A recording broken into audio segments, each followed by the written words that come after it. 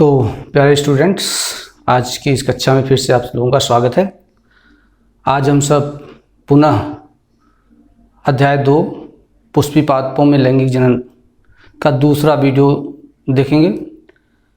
तो बच्चों, हम लोगों ने देख लिया कि फ्लावर के कितने पार्ट्स होते हैं और उन पार्ट्स में जो मेल जनन अंग है उनका लगभग अध्ययन कर लिया है। उसमें कुछ क्वेश्चंस आपसे हैं जो बहुत ज़रूरी हैं, उस पर डिस्कस करना ज़रूरी है।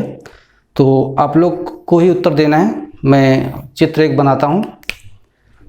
ये आप लोग थोड़ा सा गेस करिए कि मैं क्या बना रहा हूँ और ये क्या चीज़ है। कि इसलिए बना रहा हूँ कि थोड़ी सी इसमें चीज़ें पिछले वीडियो में हमें ऐसा लग रहा है कि वो छूट गई हैं और ये आपको थोड़ा सा सहायता करेगी। ये तो हमें लग रहा है ये संरचना अच्छे से याद होगी। ये मैं यहाँ से फिर से बना दे रहा हूँ। ये जो बाहर की जो मेम्ब्रेन बना रहा हूँ, याद आ रहा है कुछ? चलिए, कुछ बच्चों को तो याद आ गया होगा और कुछ बच्चों को शायद न याद आ रहा हो, तो हम बता देते हैं।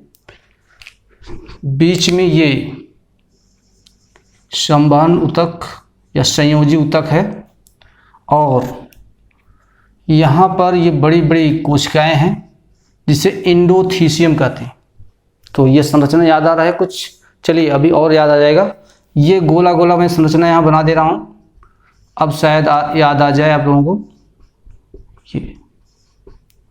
ये हैं नर युग्मकोद्भिद, जिसे पराग कण कहते हैं।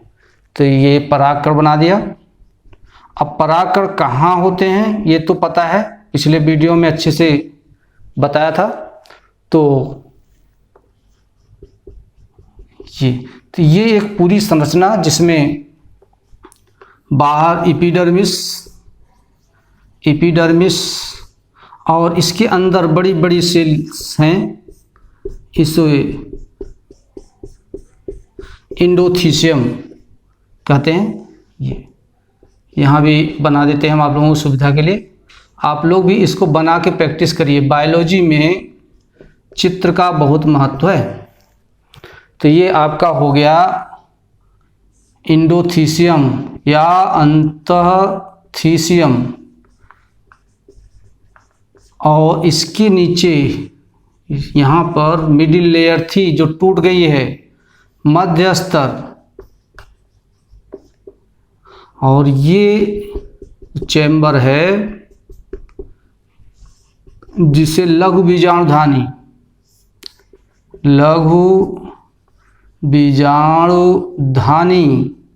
या पॉलिन सैक कहते हैं। ये है पराग कण या लघु बीजाणु।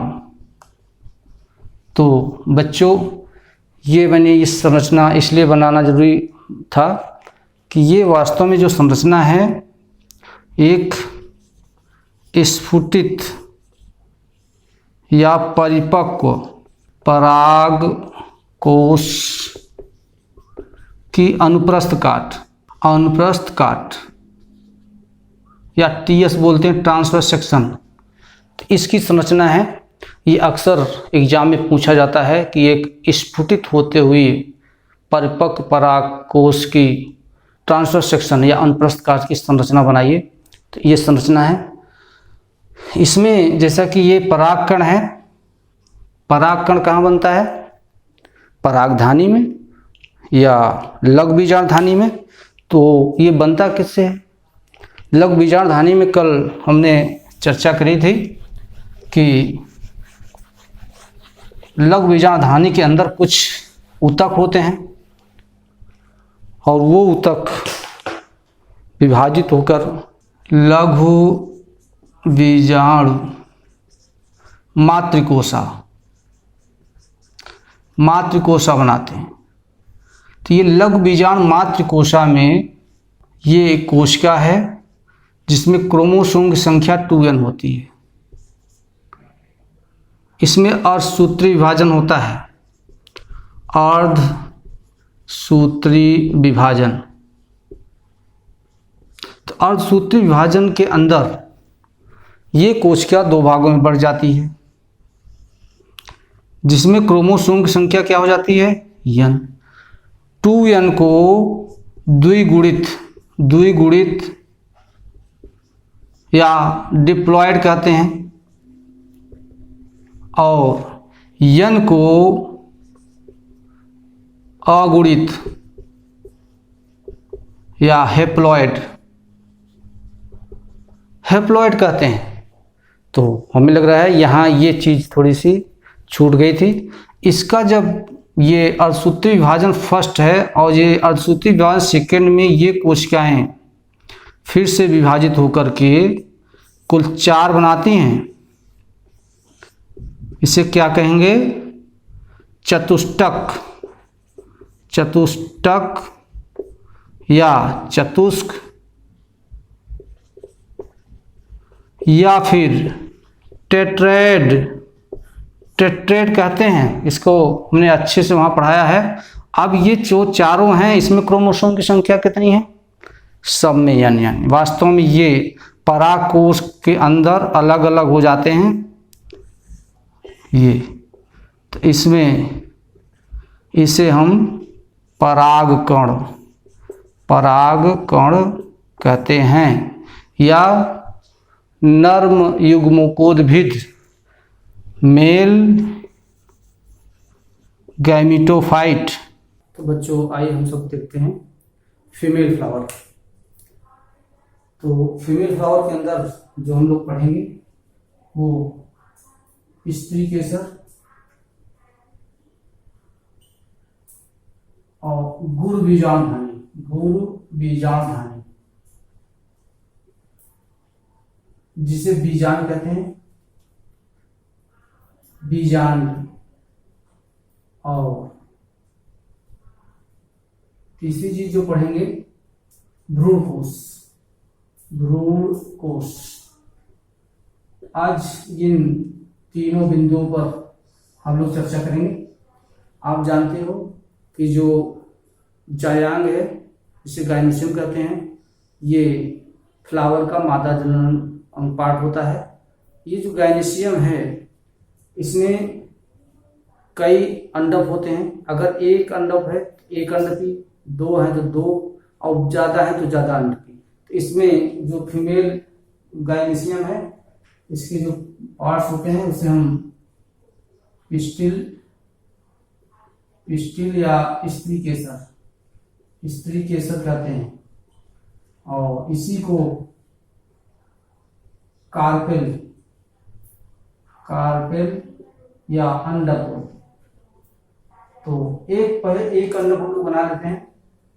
ये मैंने बना दिया। इसी को आप एक स्त्री केसर कर लीजिए या एक अंडक कर लीजिए। जिसे आप पिछली वीडियो में गेस कर लीजिए।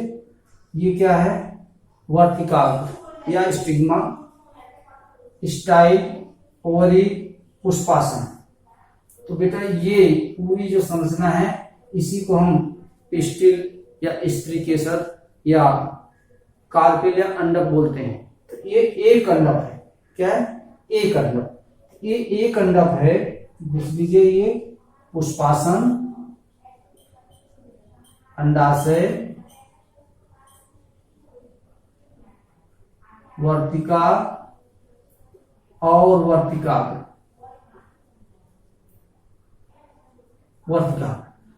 अगर एक, इस पूरी संरचना को अंडक कहते हैं। अगर एक अंडक है, एक अंडक, तो इसे एक अंडकी, और अधिक है, ज्यादा है, तो इसे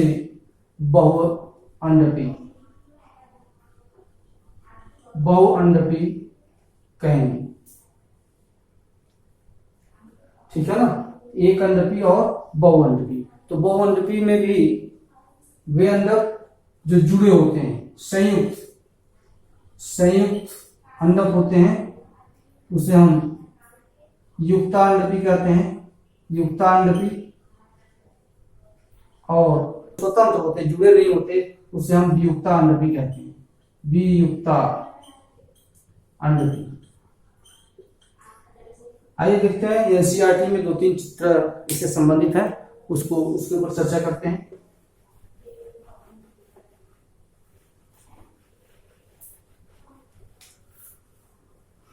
बहुत जरूरी होता है बायोलॉजी में फिगर का। ये चित्र बायोलॉजी में दिया हुआ है और हमें लग रहा है कि आप लोग भी उससे प्रैक्टिस कर लीजिए और पहचानिए। ये पतली सी संरचना आ रही है, समझ रहे हैं, अभी बनाया था। और ये फूली हुई संरचना अंडाशय, और अंडाशय के नीचे पुष्पासन। ये तो इसमें 5 अंडक होते हैं जिसे हम पेंटाकार्पिलरी या 5 अंडपी कहते हैं। ये वास्तव में हिबिस्कस जो फ्लावर है, जिसे चाइना रोज भी कहते हैं, उसका फीमेल पार्ट है। इसमें दल, बाह्य और दल पुंज हटा दिए गए हैं। तो ये उसके वर्तिकाग्र, ये चूंकि 5 है तो 5 अंडपी है ये वर्तिका, और ये अंडाशय। ये क्या है? गुड़हल, गुड़हल का 5 अंडपी, 5 अंडपी, 5 अंडपी पावर, या इसे बहुअंडपी कहेंगे। तो बहुअंडपी में ये क्या हो सकता है? सिनकार्पस या युक्तांडपी जुड़े हुए हैं सब। और एक युक्तांडपी का और देख लेते हैं। ये फिगर जो किताब में बना हुआ है पैपेवर प्लांट का, ठीक है। ये पैपेवर प्लांट का है। ये जितने अंडक हैं वो जुड़े हुए हैं, ठीक है ना।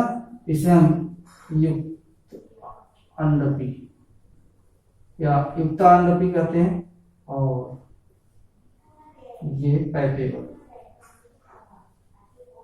ये हो गया बहुअंडपी। और ये अंडक क्या है? जुड़े हुए, संयुक्त है, तो संयुक्त अंडपी भी कह सकते हैं, या सिनकार्पस।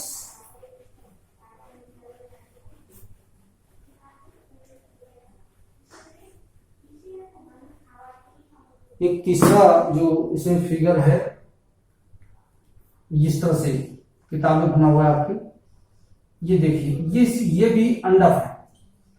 ये अंडक जुड़े हुए नहीं है, बल्कि ये स्वतंत्र हैं। और इसका स्वतंत्र अंडक, या इसे कहेंगे वियुक्ता अंडपी, वियुक्ता अंडपी। ये इसकी जो संरचना इस तरह से, बहुत सारे अंडक जो इस तरह से स्वतंत्र हैं, वियुक्ता अंडपी है। इसका उदाहरण माइकेलिया, माइकेलिया। तो ये हो गया युक्तांडपी, वियुक्तांडपी और एक अंडपी संरचना। एक अंडपी संरचना फिर से हमें बनाना है आपको समझाने के लिए। ये मैंने बना दिया आपको, और ये फूली हुई संरचना है।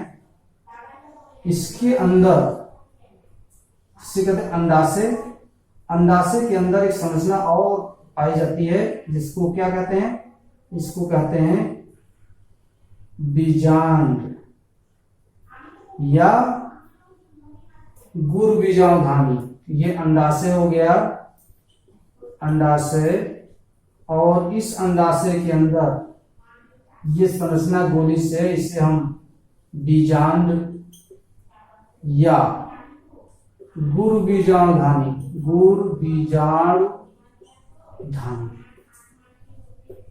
या अंग्रेजी में मेगास्पोरेंजियम, मेगास्पोरेंजियम। वहां पढ़ा था आपने मेल में सूक्ष्म बीजाणुधानी, यहाँ क्या है? गुर बीजाणुधानी। तो गुर बीजाणुधानी में क्या बनता है? गुर बीजाणु, ठीक है ना। तो आइए हम लोग आगे देखते हैं। इस बीजांड की संरचना।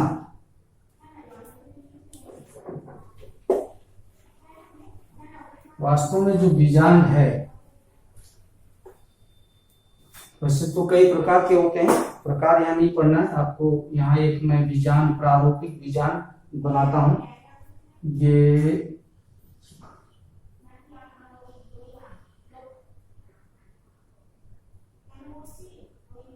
इस बीजांड में बाहर की जो मेम्ब्रेन होती है और अंदर की दो मेम्ब्रेन होती है, झिल्ली, जिसे इंटेगुमेंट कहते हैं, ये या अध्यावरण।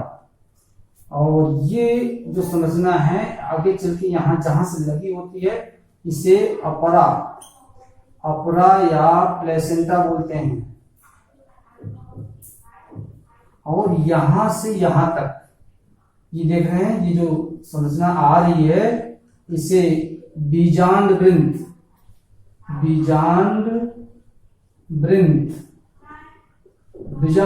कहते हैं।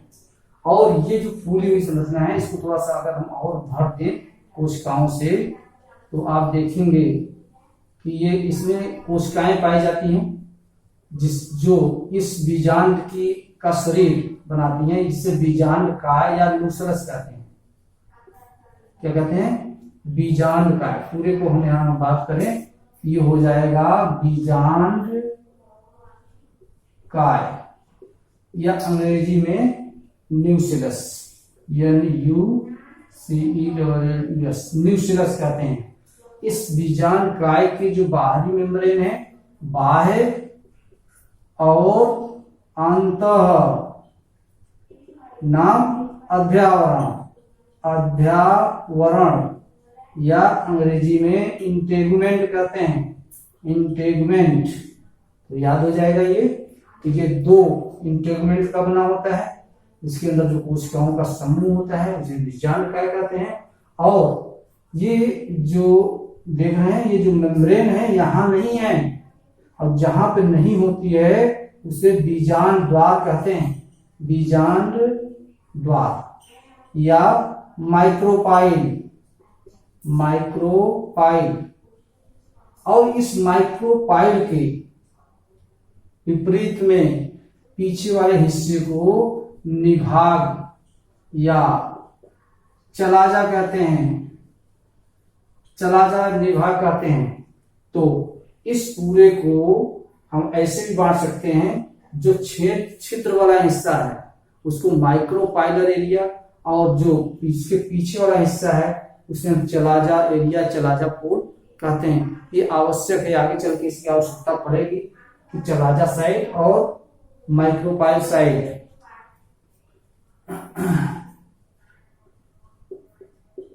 तो और इसके बीच में यहां देख रहे हैं, यहां एक अंडाकार संरचना है जिसे भ्रूण कोश कहते हैं, इम्ब्रियोसैक। इसी के अंदर मादा युग्मकोद, ये तो वास्तव मादा युग्मकोद भी है, इसी के अंदर मादा युग्मक बनते हैं, और इसको कहते हैं फीमेल गैमेटोफाइट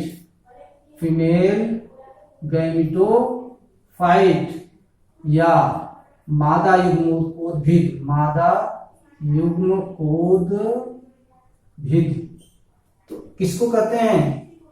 इसको नहीं, जिसको छोटे वाले को, ठीक है, भ्रूण कोश। इसमें एक शब्द और आएगा, हिंदी में बड़ी कंफ्यूजन होती है, भ्रूण कोश और भ्रूण कोश, और इन दोनों में अंतर बहुत पूछा जाता है, डिफरेंस क्या है। तो बेटा अभी आगे जब पढ़ाएंगे तो इसके बाद भ्रूण कोश आएगा, जिसको अंग्रेजी में एंडोस्पर्म कहते हैं, और इसको एम्ब्रियोसैक। तो इसको अभी आप देख लीजिए, यहां है, आगे इसके बारे में चर्चा करेंगे। ये जो पूरी संरचना है, इसी को बीजांड की आंतरिक संरचना, बीजांड की आंतरिक संरचना या खड़ी काट वर्टिकल सेक्शन, ठीक है ना। तो फिर से देख लीजिए, जो एनसीईआरटी की किताब है उसमें थोड़ा सा उल्टा दिया हुआ है, तो आप इससे कंफ्यूज मत करिएगा। वास्तव में ये बीजांड के प्रकार में ये प्रतीप बीजांड है, प्रतीप बीजांड, या इसे एनाट्रोपस कहते हैं। एक और बीजांड को मैं ऐसे आपको बता देना समझाने के लिए, चलिए यहां मैं छोटा सा बनाता हूं। ये लीजिए, आपका ये बन गया अध्यावरण, और ये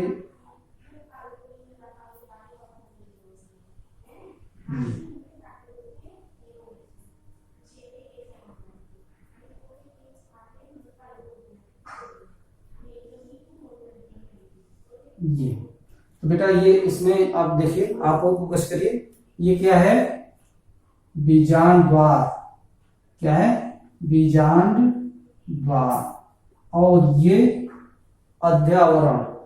अब ये अध्यावरण है तो इसमें एक चीज और नहीं बताया, वास्तव में जो बीजांड वृंत तो है, ये बीजांड से जहां जुड़ा होता है इसे हाइलम बोलते हैं,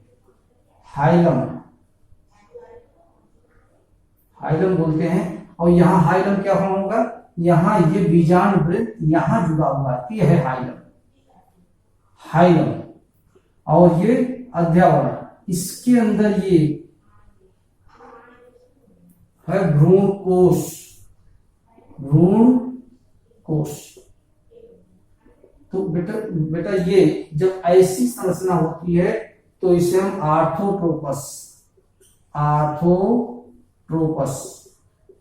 आर्थोट्रोपस बीजांड कहते हैं। जब हम आगे पढ़ाएंगे तो उसको बताएंगे, पर यहाँ अभी आपको सिर्फ रखना जानने की जरूरत है कि बीजांड में माइक्रोपाइल या बीजांड द्वार, और यहाँ ये इसका चलाजा होगा, ठीक है ना। इसकी स्थिति के आधार पर बीजांड कई प्रकार के होते हैं, जैसे यहाँ पे देख रहे हैं, ये जो फ्यूनिकिल है इसके ज्यादा डेवलपमेंट हो जाने से ये मुड़ गया है। किताब में जो छपा है उल्टा थोड़ा छपा हुआ है, तो उसे कंफ्यूज ना करिए, वो यही है प्रतीक वाला, इसको थोड़ा सा उल्टा छपा हुआ है, और उल्टा इसीलिए किताब में छपा हो, आप उसे जाने पहचाने और उसको समझें कि वास्तव में यहाँ ये ऐसे दिया गया है।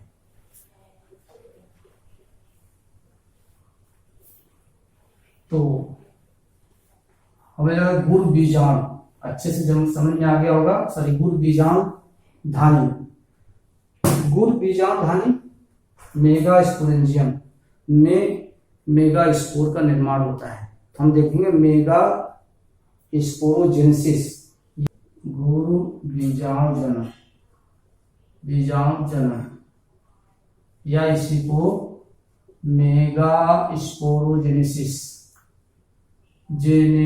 कहते हैं। हाँ, तो गुड़ बीजाणु गुड़ बीजाणु जनन वह प्रक्रिया है जिसमें गुड़ बीजाणु मात्र कोशिका से गुड़ बीजाणु बनते हैं। इस पूरी प्रक्रिया को गुड़ बीजाणु जनन कहते हैं। तो गुड़ बीजाणु जिसे बीजाणु कहते हैं, ये जो बीजांड है इसकी जो आंतरिक संरचना देखते हैं, या जो गुड़ बीजाणु की शिशु प्रवस्था, तो शिशु प्रवस्था में जो गुड़ बीजाणु होता है,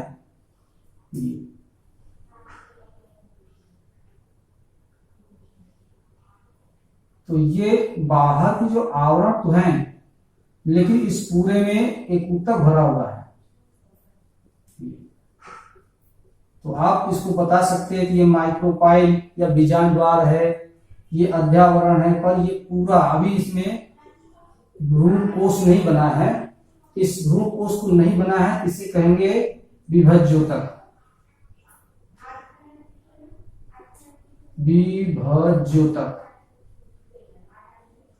इस विभज्योतक के अंदर जब ये विकासीय अवस्था में होता है तो एक विशेष माइक्रोपाइलर इंड में एक जो कोशिका होती है कुछ बड़ी और गाढ़ी हो जाती है, जीव द्रव्य इकट्ठा करती है।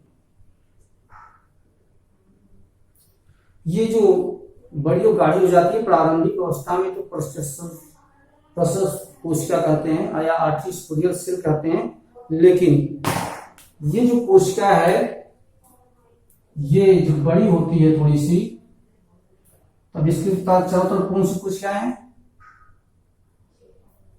विभज्योतक या बीजांड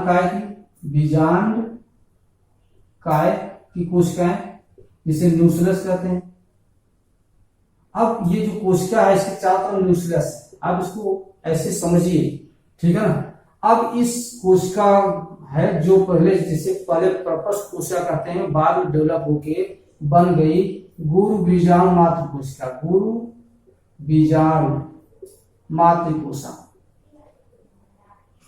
या megaspore mother cell, megaspore mother cell, गुरु बीजाणु मात्र कोशिका। इसमें अर्धसूत्री विभाजन होगा, अर्धसूत्री विभाजन और अर्धसूत्री विभाजन, जैसा कि अभी मैं आज भी इसके बारे में बताया था कि जब अर्धसूत्री कोशिका विभाजन होता है जो मात्र कोशिका होती है, इसमें क्रोमोसोम संख्या क्या होती है? 2n। इससे 2 कोशिकाएं बनेंगी और क्रोमोसोम संख्या n है। लेकिन अर्धसूत्री विभाजन की एकमात्र कोशिकाओं से 4 पुत्री कोशिकाएं बनती हैं, तो इसके अर्धसूत्री विभाजन सेकेंड प्रावस्था में ये 4 बन जाएंगे, 1, 2, 3 और 4। 4 अवस्था को क्या कहते हैं? यहां भी है चतुष्टक, चतुष्टक या टेट्राड, टेट्राड बोलते हैं। ये जो चारों हैं इसी को गुरु बीजाणु कहते हैं। ये जो चारों कोशिकाएं, चारों में केवल एक कोशिका फंक्शनल होती है, बाकी 3 कोशिकाएं धीरे धीरे खत्म हो जाती हैं, समझ रहे हैं ना। तो इन तीनों में, इन चारों में क्रोमोसोम संख्या कितनी थी? n। लेकिन चूंकि ये तीनों क्या होता है? डीजनरेट हो जाती है, डीजनरेट या इनका क्षय हो जाता है, खत्म हो जाती है। ये बची कौन सी? सिर्फ एक। इसी को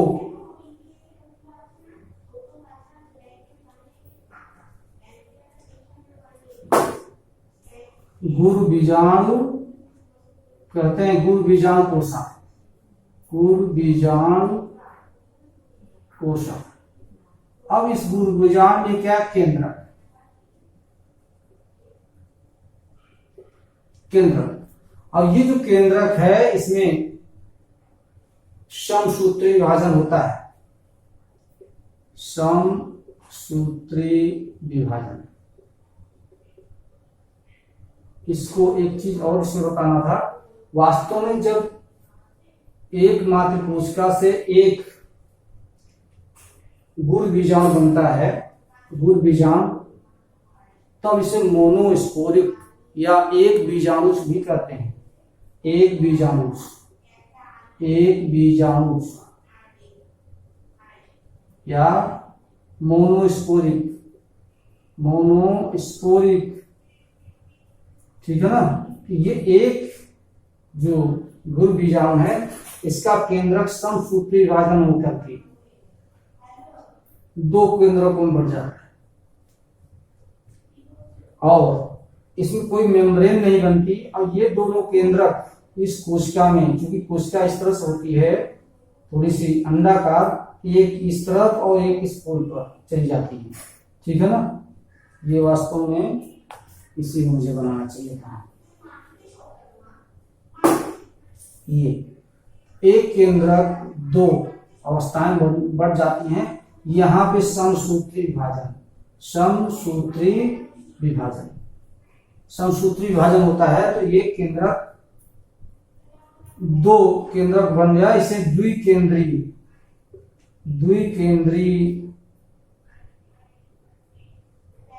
द्विकेंद्रीय संरचना होती है। तो ये जो एक केंद्र था एक केंद्रक बीजाणु से जो डेवलपमेंट आगे बढ़ रहा है, ये डेवलपमेंट चेंज हो जाएगा भ्रूण कोश में।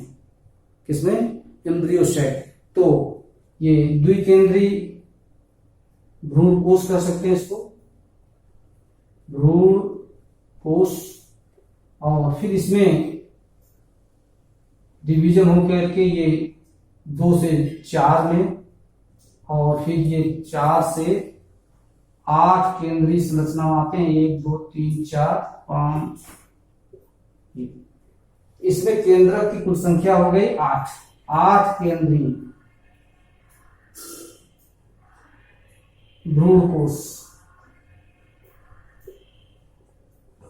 और ये 4 केंद्रीय भ्रूण कोश। तो फिर से देख लीजिए, ये जो चतुष्टक बना, टेट्रेड बना, जिसमें से 3 कोशिकाएं इनएक्टिव हो जाती है, डीजनरेट हो जाती है, समाप्त हो जाती है। इसमें एक जो फंक्शनल होती है, क्रियात्मक होती है, उसका डेवलपमेंट होता है। और जब उसका डेवलपमेंट होता है तब तो क्या बनता है? भ्रूण कोश बनता है। तो इसके अंदर जो एक केंद्रक है, ये 2 केंद्रक में बढ़ जाती है। तो ये 2 केंद्रीय अवस्था, फिर 4 केंद्रीय अवस्था, और फिर 8 केंद्रीय अवस्था। इस 8 केंद्रीय जो अवस्था है, इसमें से 2 जो केंद्रक हैं वो बीच में आ जाते हैं, और जो 3 केंद्रक हैं, तीनों के चारों तरफ मेम्ब्रेन बन जाती है, ऊपर भी और नीचे भी। तो ये एक मेम्ब्रेन ये हो गई, एक ये हो गई, एक ये, मतलब 1 कोशिका, 2 कोशिका, 3 कोशिका, और इधर 4 5 6। और बची जो एरिया है, इससे 1 कोशिका बनाती है। ये जो 1 कोशिका है, इसमें कितने केंद्रक हैं? द्विकेंद्रीय कोशा। ठीक है ना? तो इस पूरे भ्रूण कोश में, इस पूरे भ्रूण कोश में कुल कितने केंद्र, कितने कोशा हैं? तो गिन लेते हैं। 1 2 3 4 5 6 7 कोशाएं हैं, और केंद्रक 3 3 6 7 8 केंद्रीय। ये 8 केंद्रीय संरचना है। तो ये भी कभी कभी परीक्षा में अक्सर पूछा जाता है कि भ्रूण कोश में कितने केंद्रक और कितनी कोशिकाएं होती हैं। तो आपको अच्छे से याद होना चाहिए ये कॉन्सेप्ट कि कैसे कैसे ये बना। यहाँ जो 8 केंद्रक थे, 3 केंद्रक के चारों ओर कोशिका कला बन गई, तो वो ऊपर की तरफ और 3 नीचे की तरफ। ठीक है ना? ये 3 कोशिकाओं में विभाजित हो गई, और ये जो 2 केंद्र जो बीच में आए, ये पूरा इसका जो जीव द्रव्य है 1 कोशिका फॉर्म करता है, जिसे हम 1 कोशिकीय और द्विकेंद्रीय कहते हैं। कुल कितने हो गए? 7 कोशा और 8 केंद्रीय भ्रूण कोश। ये सारी चीजें यहां बन रही है। अब यही कोशिका यहां डेवलप होकर के ये पूरा रूप धारण करेगी जी। यहां ऊपर की तरफ 3 और नीचे की तरफ 3। अब इसमें एक और बात हमने उस समय बताई थी, जब बता रहे थे कि माइक्रोपाइलर एंड और चलाजा एंड। चलाजा मतलब निभाग की जो तरफ जो 3 कोशिकाएं हैं, उसे हम प्रतिव्यसांत कहते हैं, और जो माइक्रोपाइल की तरफ होती हैं उसे हम अंड उपकरण। तो ये जो तीनों हैं, इसे हम अंड उपकरण कहेंगे, अंड उपकरण। और इस तरफ जो तीनों कोशिकाएं हैं, इस तरफ का मतलब चलाजा पोस्ट। जैसे अगर रिजरेखी संरचना बनाए हैं, आर्थोट्रोपस में तो हर नीचे होगी, यहाँ चलाजा या निभाग वाली एरिया की तरफ जो 3 हैं, इसे प्रतिव्यसांत कहते हैं। तो एक पूरा ये जो 8 केंद्रीय और 7 कोश की संरचना है, उसको थोड़ा बड़ा बना के आप लोगों को समझा देते हैं हम लोग, क्योंकि ये इंपॉर्टेंट है।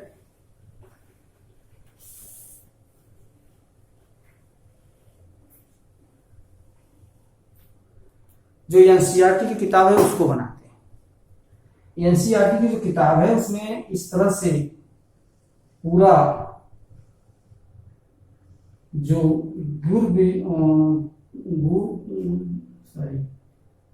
गुर बीजांड का जो डेवलपमेंट होता है, डेवलपमेंट हो करके यहाँ पे देखेंगे कि 3 कोशिकाएं बनती है। इस तरह से बना हुआ है आपकी किताब में ये, और यहाँ 3 बनती है ये, बीच में ये 7 कोशिकीय और 8 केंद्रीय क्या भ्रूण कोश एम्ब्रियोसैक है। इसमें यहां पर ये एक सेल और ये दोनों इसकी सहायक या सिनर्गिड्स, या किताब की बात कर रहा हूं, और यहां ये तीनों प्रतिव्यशांत या एंटीपोडल सेल, और ये दोनों जो केंद्रक हैं इसे ध्रुवी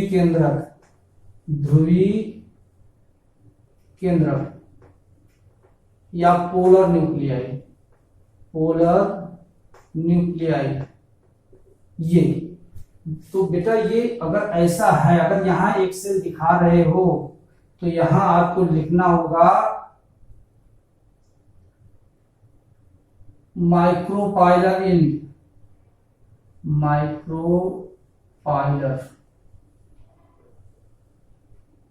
इंड, और इधर चलाजा एरिया या निभाग या चलाइजर, चलाइजर, इधर चलाइजा होगा और इधर माइक्रोपाइलर एरिया होगा। अगर इस तरफ माइक्रोपाइल है तो यहां एक सेल होगा, और इन तीनों को मिला करके 2 सहायक और एक सेल या अंडकोशिका, इसे कहेंगे अंड उपकरण।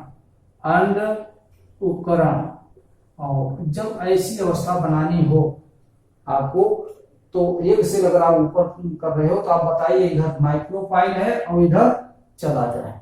लेकिन जब ये चीज बदल जाएगी, ये